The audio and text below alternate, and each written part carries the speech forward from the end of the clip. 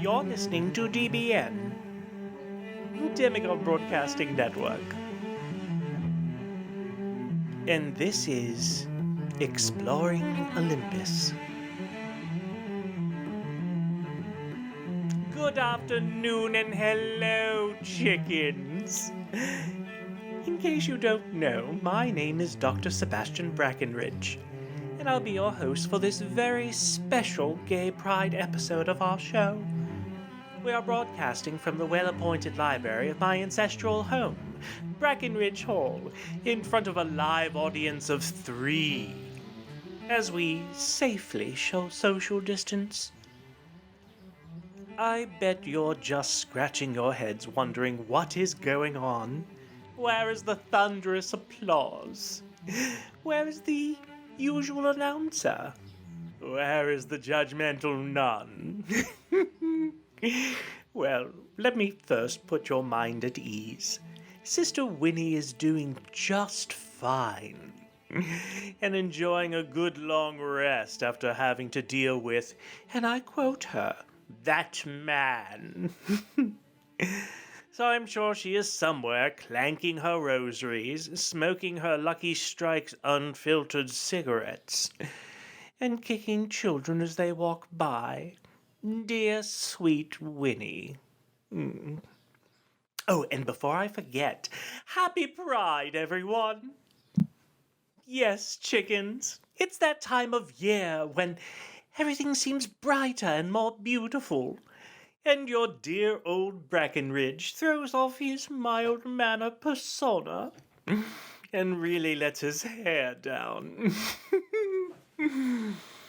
And if you can, dear chickens, stop by my website and listen to my other lectures on Gorgons and Persephone and Hades. The website address will be provided in this podcast description. Because this is Gay Pride Month during the horrible coronavirus pandemic, I thought we would shake things up a bit as we do a bit of social distancing. So, I have invited someone that is rather close to my heart to speak about equality and acceptance. My mother, the Dowager Duchess of Brackenridge.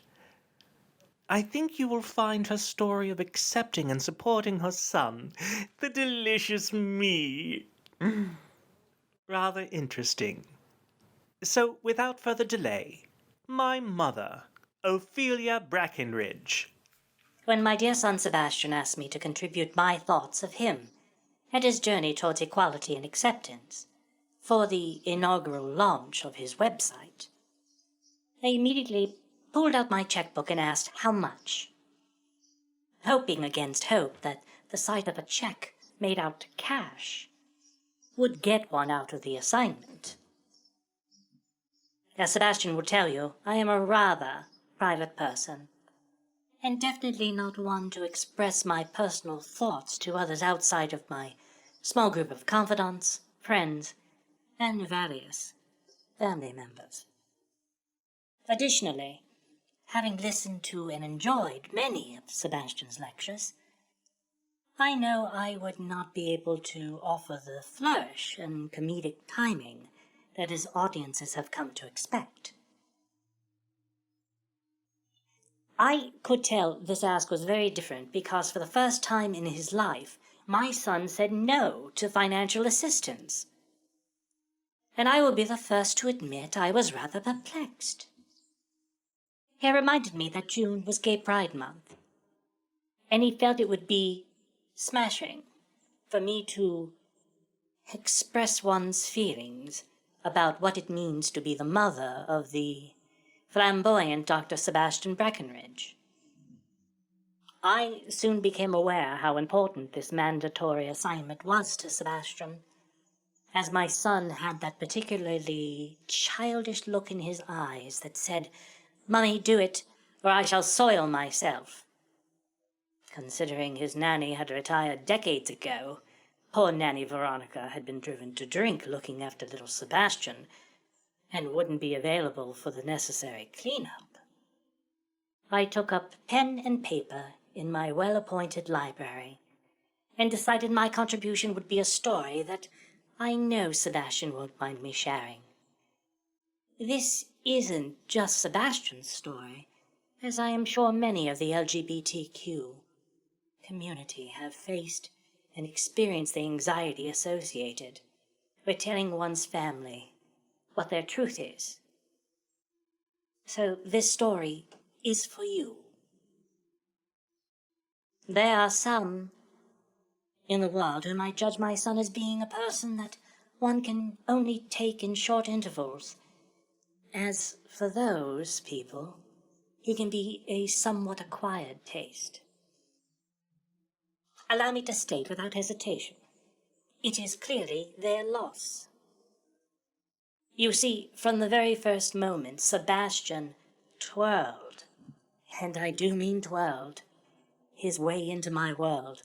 I was hopelessly in love with my son. Granted, this is somewhat standard for most mothers. However, I could see he had such incredible potential, and I couldn't wait to witness who my son would become. Like all parents, his father William, the late Duke of Brackenridge, and I pictured in our minds a certain life for our son, for him to marry a woman that he loved, to have many children. I'm still waiting, Sebastian. And to take over the family estate along with the vast holdings in the Brackenridge Trust.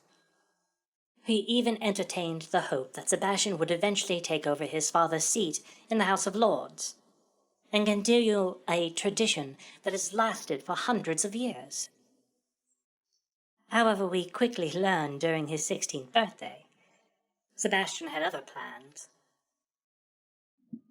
As I mentioned, it was Sebastian's 16th birthday, and per tradition, Sebastian was sent for from Eton College to spend the weekend with the family.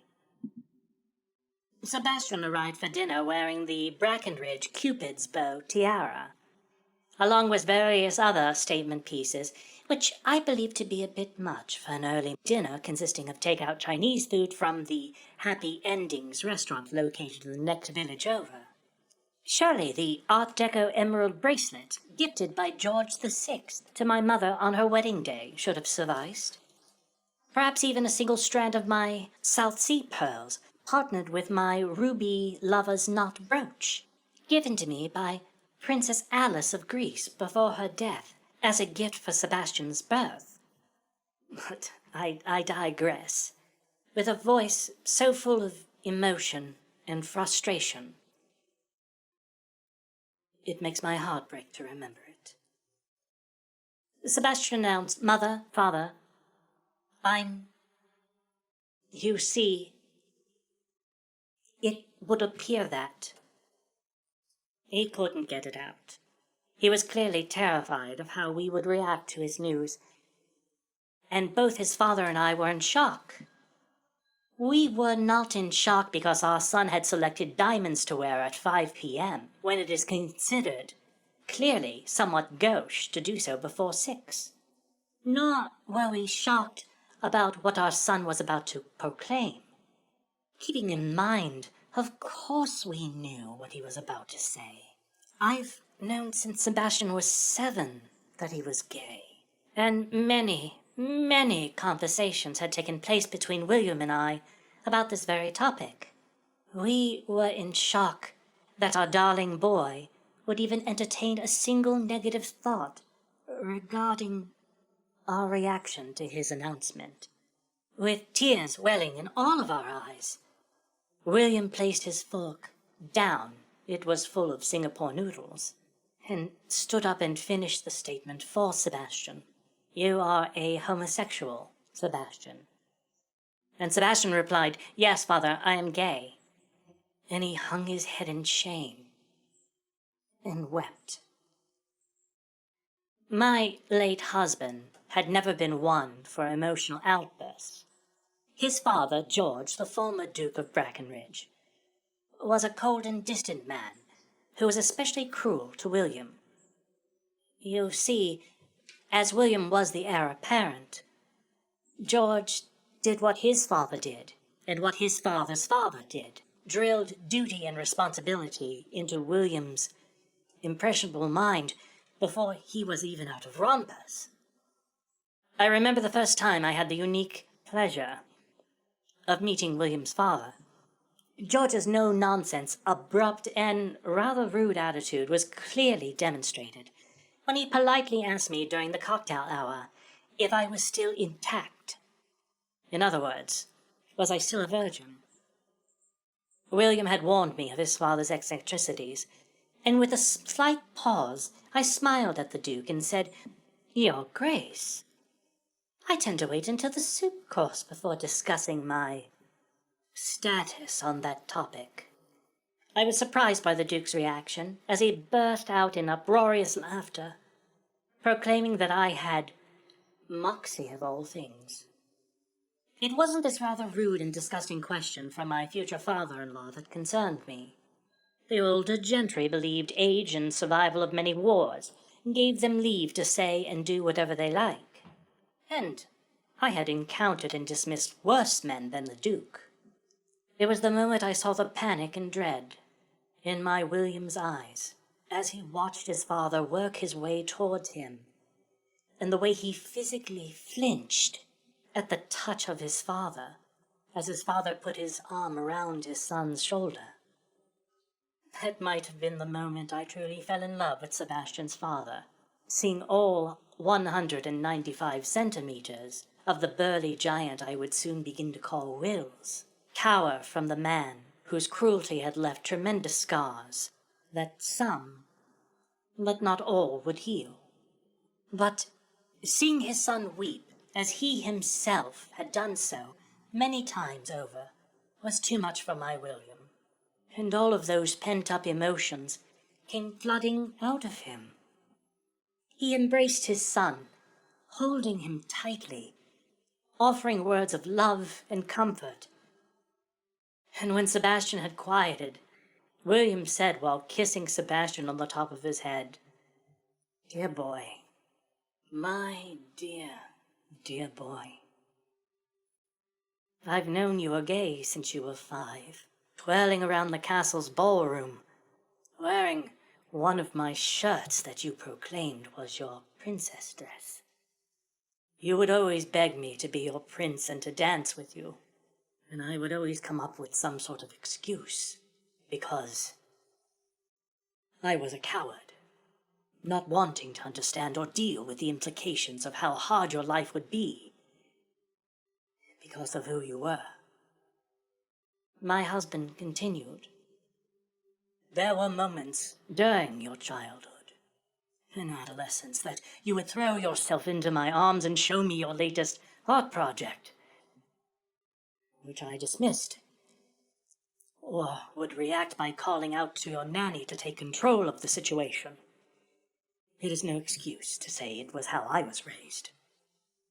Nor should you find any sort of comfort knowing in my office is a 2-sided bookcase that holds each and every art project you ever made me. And trust me, my son, there were a lot of them, and not all of them were Picassos." Sebastian laughed at that. And then his father concluded, "But understand this.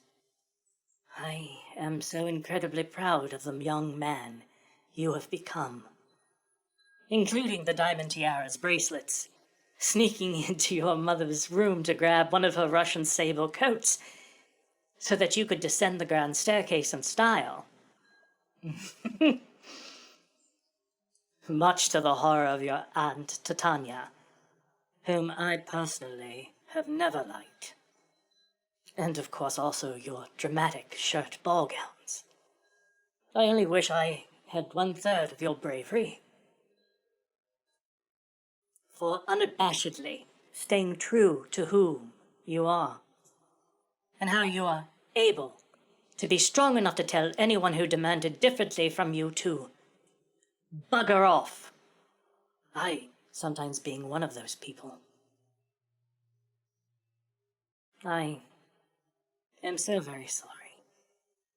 How I wish I could go back and lift up my son, so I could be that prince who would waltz you around the ballroom.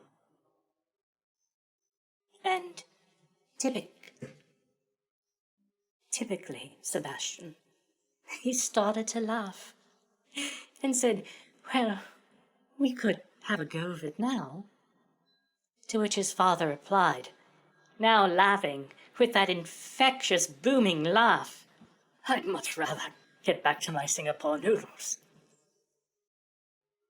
How I wish every parent could have the unconditional love and, yes, bravery to accept their children for who they are. I do not attempt to paint an idyllic picture, as I will admit to the struggle associated with adjusting one's dreams for their child. The denials made when certain small-minded family members and friends spread Sebastian's truth like it was a tasty gossip scone to be enjoyed over tea. I finally overcame my misgivings with the help of a member of the royal family, of whom I will not name, but only say they had been an LGBTQ plus supporter for a very long time. We had been friends since our days at Benedin School. It was during an outdoor lunch at Balmoral. Our family were invited to stay for the season, and I was seated next to the royal person in question. I believe Sebastian, who was around 12, at the time was chatting animatedly about why he thought the Brackenridge tartan should incorporate a thin line of hot pink to, as he put it, spice things up a bit. This made my companion laugh, and in reaction to it, I blushed in embarrassment. Seeing my reaction, and realizing how hurt I was, she placed her hand over mine and said, "Oh, Leah, no. I love your son as he were my own. I laugh because Sebastian is so full of life and love and utterly delightful that I can't help myself. He is his own person, and you have raised an incredible boy. A boy who I am sure will bring you great comfort, even during the worst of times. He will conquer the world one day, of that I am sure, and pride and love should be the only feelings triggered by Sebastian being who he is." That and also laughter. I love him just as I love you. Just the way you are. How can I describe what those words meant to me? A weight was lifted off my heart. And from that moment on, I never hesitated in letting my dear boy know what he meant to me. If in a somewhat cold and distant English manner, of course. The years that followed Sebastian's coming out were a blur of Sebastian's university years, of discoveries of previously unknown Saxony, this and that. And before you can ask, I have forbidden Sebastian to go digging around the Brackenridge estate. For I know of one or perhaps several locations where our family's eccentricities are buried, including a Brackenridge ancestor who liked to collect the toenail clippings of the heads of the various royal families of their time. No, Sebastian, I won't tell you who. And of course, Brackenridge Hall is haunted, and that's the way we like it. It also was a time of great change, where I have witnessed firsthand Her Royal Highness Queen Elizabeth II come out publicly in support of LGBTQ plus rights. And also, when I have never been proud of my country as the citizens of this and the other kingdoms of Britain and Northern Ireland voted in support of marriage equality. It was also a blur of watching my husband and his son breaking the ties that bound them from a more meaningful father-son relationship, as the unconditional love and radical inclusion flowed freely in our family. Things didn't always go smoothly. As you can imagine, both men are incredibly opinionated and extremely stubborn. But in the end, love won the day. Even my judgmental sister, Titania, has changed her views and opened her heart to Sebastian's message. In 2010, a first was achieved when William, the Duke of Brackenridge, and I marched with our son during the year's Gay Pride celebration. The act of bravery, which we considered the act neither brave nor worth reporting about, was reported in the papers, some for the good, others for the not so good. It was 10 years after that day that we lost my husband to cancer, but I find comfort in knowing those 10 years were happy ones, and both Sebastian and I held William's hand as he began the next portion of his journey to the Heavenly Father. From his coming out moment on, my Sebastian has taken the world by storm with his unique view, bringing humor and accessible insights to our nation and now the world. I am very proud of him, so I invite each of you to open your hearts to not only my son, but also to the LGBTQ plus youth of the world, and embrace them with love and kindness. For as my son says, all you need is love. Love is love, and love wins. One final note. Before the Duke passed away, my dear husband had the Brackenridge crest changed dramatically, incorporating not only the Union Jack, but also the Gay Pride flag, as an exercise of acceptance and love for our Sebastian and all of the LGBTQ plus youth of the world. The winged unicorn was Sebastian's idea, as he believed we should add a huge dash of whimsy to the crest, considering Sebastian was about to become the new Duke of Brackenridge. I was thrilled that he hadn't selected Tinkerbell, which I would have had to put my foot down. I never cared for Peter Pan. The family creed now reads, Natos hoc modo, which is Latin for born this way. And by the way, everyone, he still took that check. Thank you so much for listening.